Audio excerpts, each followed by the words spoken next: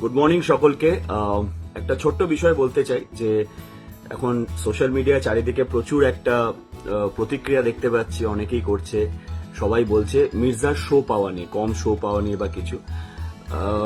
আমি জাস্ট বলতে চাই যে মির্জার সাথে কোনো রকম কোনো অন্যায় কেউ করছে না বা হচ্ছে না।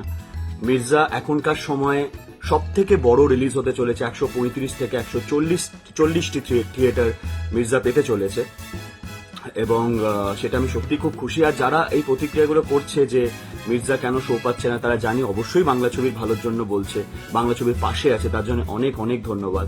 কিন্তু বিশ্বাস করুন, কোনো ডিস্ট্রিবিউশন লেভেল থেকে কোনো এক্সিবিটর কেউ কোনো রকম ভাবে মির্জার সাথে কোনো ইনজাস্টিস করছে না। তার কারণ হচ্ছে যে এত বছর ধরে হিন্দি কমার্শিয়াল সিনেমা যেভাবে রাজত্ব করে এসছে বাংলা কমার্শিয়াল সিনেমার তুলনায় বাংলাতে, অবশ্যই একটা বাংলা কমার্শিয়াল সিনেমাকে একটু স্ট্রাগল করতেই হবে শোজ পেতে, এটাতে কারুর দোষ নেই।